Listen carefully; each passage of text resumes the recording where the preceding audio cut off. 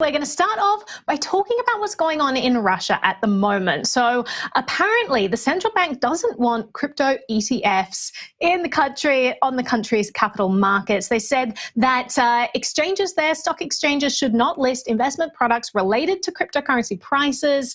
They listed a whole bunch of things that entails. So like securities such as ETFs that provide payments based on prices of cryptocurrencies, any digital assets issued abroad, cryptocurrency price indexes, crypto derivatives, securities issued by cryptocurrency-related funds. There's a whole bunch of things that Russia doesn't want on their markets. It's super interesting to dive into this. I mean, their reasoning for this, they said that the ruling is designed to prevent retail investors getting access to products they may not understand. It's a very, very patronizing way of explaining that, which I'll dive into in a second, but I want to throw to the group to start off with. Zach, what are your thoughts on this announcement? Does this surprise you at all?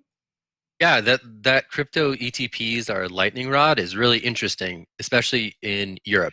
Like there's a lot of European regulators who have really gone all in on crypto ETPs. There's all sorts of exotic crypto ETPs trading on the Swiss stock market as we speak. So to hear that, that's not the case over in Russia, that they think this stuff is deleterious to their financial system, quite interesting, because we've seen a lot of Bitcoin ETFs, Bitcoin ETPs. There's like a Cardano ETP. There's like a Polkadot ETP. Europe has really been leading the charge on giving investors access to this asset class, again, not by investing directly in these tokens, but by investing in vehicles that they can put in their retirement account and track the ebbs and flows of the crypto market. So the fact that we're hearing a dissenting opinion in really strong terms from Russia seems really interesting to me, when a lot of its neighbors in Europe are indeed leading the charge on getting crypto ETPs to market. So that's the thing that stands out to me.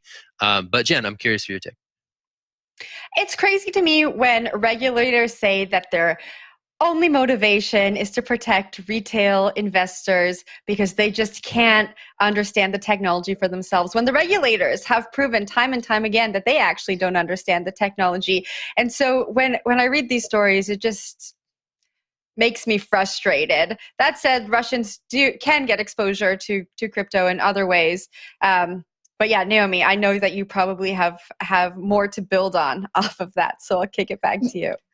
Yeah, for sure. I mean, if we think about how traditional financial infrastructure is structured, right, the controls on the movement of money are so supreme. They're epic. Like, if you try moving money from one country to another, if you, like, as a foreigner in the United States, I can tell you it's very difficult to move money from country to country. And that's between two countries that like each other and try to make it as easy as possible. And it's still really, really difficult, right? Countries really make it hard to get capital, to allow capital to leave the country. And why do they do that? Well, because they can do whatever they want to the money supply. They can debase it as much as they want. And the people in the country really have no recourse. They can't get their money out. They can't really do much with their money without the permission of the government first. What cryptocurrency represents is an escape. So if they start doing something with the money, suddenly there's this alternative where the capital can absolutely fly to this alternative. I think governments are terrified of it. We've seen in the past, I mean, huge volatility with the ruble.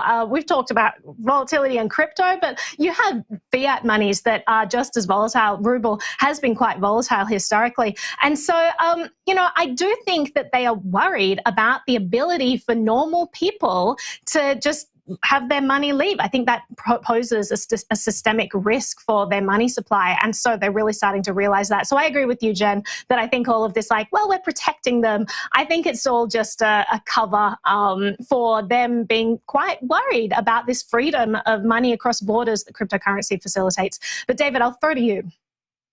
Yeah, just to sort of fill in the underlying reality that you're talking about, Naomi, which is that Russia is an authoritarian dictatorship, arguably even more repressive than China. And hilariously, it's also the home ground for a huge number of very professionalized crypto scams and also hackers. And so there are all kinds of contradictions. I mean, you can't take this at face value in any possible sense because, Russia structurally is kind of a nation riddled with corruption. And so this idea that this control is for honest citizens is just nonsensical. And so, yeah, the capital controls is probably a big part of it.